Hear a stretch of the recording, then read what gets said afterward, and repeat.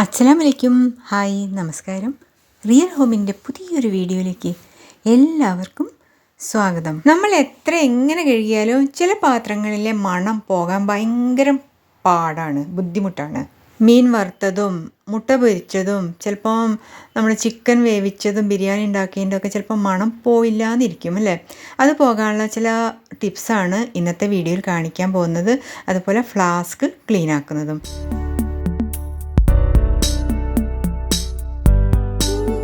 Dish വാഷറിൽ അല്ലാതെ നമ്മൾ കൈകൊണ്ട് കഴുകിയ പാത്രങ്ങളിൽ ചിലപ്പോൾ നമ്മൾ നല്ല വൃത്തിയാക്കിയിട്ടായിരിക്കും കഴുകിയിരിക്കുന്നത്. രാത്രി കഴുകി രാവിലെ എടുത്ത് മണത്ത് നോക്കിയാൽ ചിലപ്പോൾ അതിൽ ഒരുമാതിരി നാറ്റമായിരിക്കും. പ്രത്യേകിച്ചും മുട്ടയും മീനും നോൺ വെജ് യൂസ് ചെയ്യുമ്പോൾ അല്ലേ. ചിലപ്പോൾ പച്ചക്കറീൻ്റെയും ചിലപ്പം കാണാൻ ഒരുമാതിരി മണം വരും അല്ലേ. നമ്മൾ നല്ല നീറ്റായിരിക്കും, നല്ല സൗണ്ടൊക്കെ വരും, ഫ്രഷാണെന്ന് വിചാരിക്കും, പക്ഷേ ക്ലീൻ ആയിട്ടുണ്ടാവില്ല. അപ്പോൾ അങ്ങനെയുള്ള ചില പാത്രങ്ങൾ ക്ലീൻ ആക്കുന്നതാണ്. നമ്മൾ മുട്ടയുടെ ആണെങ്കിൽ ആദ്യം തണുത്ത വെള്ളത്തിലൊന്ന് കഴുകുക. അതിനുശേഷം അതിലേക്ക് അല്പം വിനീഗർ, സുർക്ക ചേർക്കുക, കുറച്ച് വെള്ളം, എന്നിട്ടൊന്ന് സ്പോഞ്ച് കൊണ്ട് ഒന്ന് സ്പ്രെഡ് ചെയ്ത് കൊടുക്കുക. എന്നിട്ട് ഒരു 10-15 മിനിറ്റ് വെയിറ്റ് ചെയ്യുക. അതിനുശേഷം നമുക്ക് ഒന്നുകിൽ ചൂടുവെള്ളത്തിലോ അല്ലെങ്കിൽ തണുത്ത വെള്ളത്തിൽ തന്നെ കഴുകിയാൽ തന്നെ ആ മണം പോയി കിട്ടും. ഇപ്പോൾ അത് ചെയ്തിട്ടും മണം പോയില്ല എന്ന് ഇരിക്കും അല്ലേ. ചിലപ്പോൾ മീനൊക്കെ ആണെങ്കിൽ ചില മീനുകളുടെ ഒരുമാതിരി മണം, ചിലപ്പോൾ മീനൊക്കെ പൊരിച്ചാൽ അതിന്ന് മണം പോകാനൊക്കെ കുറച്ച് വിഷമം. അപ്പോൾ നമ്മൾ വിനാഗിരിയും വെള്ളവും കുറച്ച് അധികം ചേർത്ത് 1 മണിക്കൂറോളം നമുക്ക് അത് വെയിറ്റ് ചെയ്യാം, അവിടെ ഇരിക്കട്ടെ.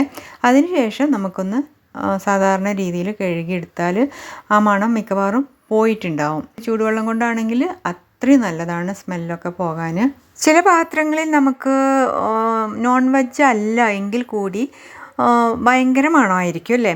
അത് കളയാൻ വേണ്ടിയിട്ട് നമുക്ക് ചെറുനാരങ്ങയും ഉപ്പും യൂസ് ചെയ്യാം.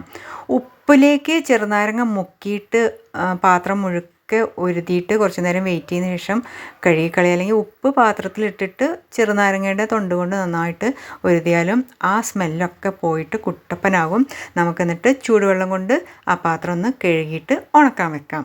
അല്ലെങ്കിൽ വേറൊരു ഐഡിയ ഉള്ളത്, നമുക്ക് ആ പാത്രത്തിലോട്ട് വെള്ളമാക്കിയിട്ട് അതിലേക്ക് ചെറുനാരങ്ങയുടെ തോലുകൾ ഉണ്ടാവുമല്ലോ, നമ്മൾ ജ്യൂസൊക്കെ പിഴിഞ്ഞതിൻ്റെയും സാലഡിലേക്ക് എടുത്തതിൻ്റെയൊക്കെ ആ തോലുകൾ ഈ വെള്ളത്തിലോട്ട് ഇട്ടിട്ട് ഒരു 10-20 മിനിറ്റ് നന്നായിട്ട് തിളപ്പിച്ചാൽ ഈ മണമൊക്കെ പോയിട്ട് നല്ല ഫ്രഷ് പാത്രമായിട്ട് നമുക്കത് കിട്ടുന്നതായിരിക്കും കേട്ടോ.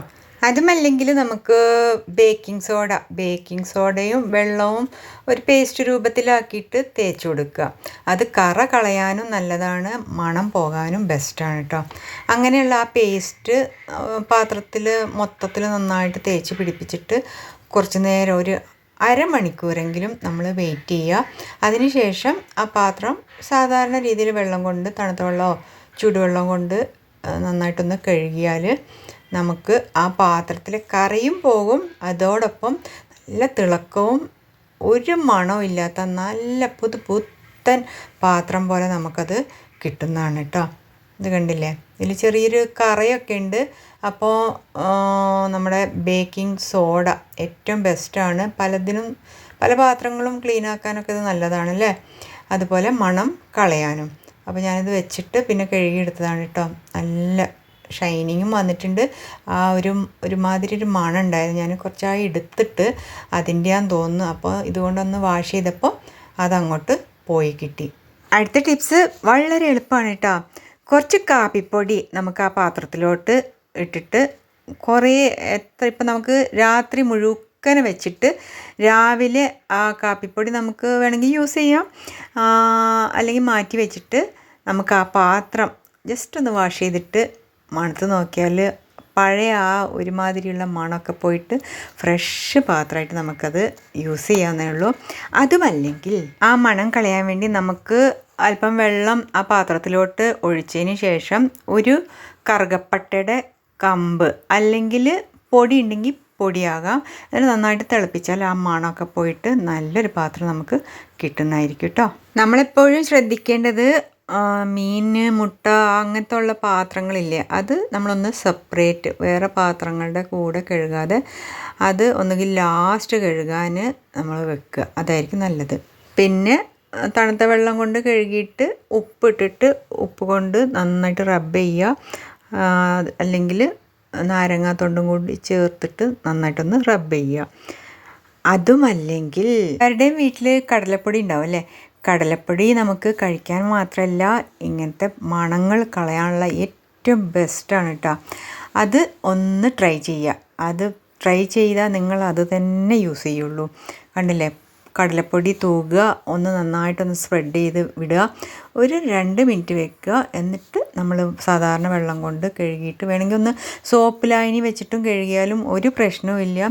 നല്ല ഉഗ്രനാവും. ഒരു മണം എന്ന് പറഞ്ഞാൽ മണം അതിലെന്തെങ്കിലും ഉണ്ടാക്കിയോ ഒന്ന് പോയി 10 വർഷത്തിൽ അതിലുണ്ടാക്കിയാലും കൂടി അത് പിന്നീട് മനസ്സിലാകുകയില്ല.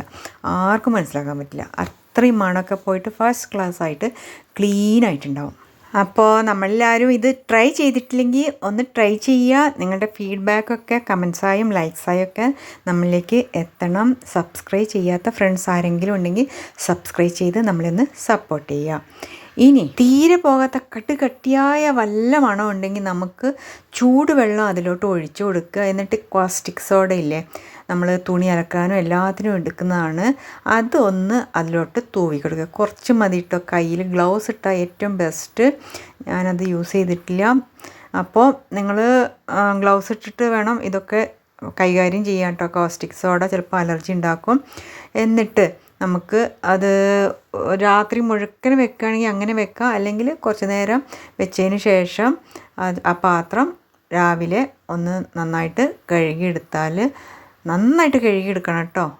കാരണം കോസ്റ്റിക് സോഡ അല്ലേ നമ്മുടെ ഭക്ഷണത്തിൻ്റെ കൂടെ ഉള്ളിലോട്ട് പോകാൻ പാടില്ല. അതുകൊണ്ടാണ് നന്നായിട്ട് വാഷ് ചെയ്യുക. എന്നിട്ട് നമ്മൾ സാധാരണ രീതിയിൽ യൂസ് ചെയ്യാൻ പറ്റുള്ളൂ ആ പാത്രം. ഓക്കെ. പിന്നെ നമ്മുടെ കുട്ടികളൊക്കെ യൂസ് ചെയ്യുന്ന ഫ്ലാസ്ക്, വാട്ടർ ബോട്ടിലില്ല, അതിലൊക്കെ ചിലപ്പം കുറച്ച് എങ്ങനെ കഴുകിയാലും ഒരുമാതിരി മണം വരും അല്ലേ? അപ്പോൾ നമുക്ക് കുറച്ച് ഉപ്പ്, കുറച്ച് നല്ല പേപ്പർ കഷ്ണങ്ങൾ, ബേക്കിംഗ് സോഡ, നല്ല ചൂടുവെള്ളം, എന്നിട്ട് അടച്ചിട്ട് ഒന്ന് കയ്യിലൊന്നും ആവാതെ നന്നായിട്ടൊന്ന് കുലുക്കി ഷെയ്ക്ക് ചെയ്തതിന് ശേഷം അത് കളഞ്ഞ് നല്ല വെള്ളത്തിലും കഴുകിയിട്ട് വെച്ചാൽ അത് ഫ്രഷായിട്ടിരിക്കും. മണമൊക്കെ പോയി കിട്ടും. വേണമെങ്കിൽ അല്പം ചെറുനാരങ്ങ നീരും കൂടി ചേർത്താൽ നല്ല ഫ്രഷ് മണം കിട്ടുന്നതാണ്. പിന്നെ ഈ ഗ്ലാസ് കണ്ടില്ല, നല്ല തിളക്കമുണ്ടല്ലോ. ഇതാണെങ്കിൽ ഷൈനിങ് ഒക്കെ പോയി കിടക്കുകയാണ്. നമുക്ക് കടലപ്പൊടി വെള്ളത്തിൽ ചേർത്ത് ആ പേസ്റ്റ് ഇതിൽ തേച്ചിട്ട് കുറച്ച് നേരം വെച്ചതിന് ശേഷം വാഷ് ചെയ്തെടുത്തപ്പോൾ കണ്ടില്ല എന്തൊരു തിളക്കമല്ലേ. നിങ്ങളുടെ ഗ്ലാസ്സും ഇങ്ങനെ ആക്കിയെടുക്കാം. ഇത് ഒന്ന് ട്രൈ ചെയ്യാം. നമ്മളിനി പാത്രം കഴുകുമ്പോൾ മണമുള്ളതൊക്കെ ആദ്യം ഒന്ന് മാറ്റി വെക്കുക, ലാസ്റ്റ് കഴുകുമ്പോൾ നമ്മൾ പറഞ്ഞ എല്ലാ ടിപ്സും ഒന്ന് പരീക്ഷിച്ച് നോക്കുക. തീർച്ചയായിട്ടും ഫലം കിട്ടും. നല്ല തിളക്കമുള്ള പാത്രങ്ങളും ലഭിക്കുന്നതാണ്, മണം ഉണ്ടാവില്ല. അപ്പോൾ നമ്മുടെ വീഡിയോ ഇവിടെ നിർത്തുകയാണ്. അടുത്തൊരു നല്ലൊരു വീഡിയോ വരേക്കും. അസ്സലാമു അലൈക്കും, നമസ്കാരം, bye. Thank you for watching my video.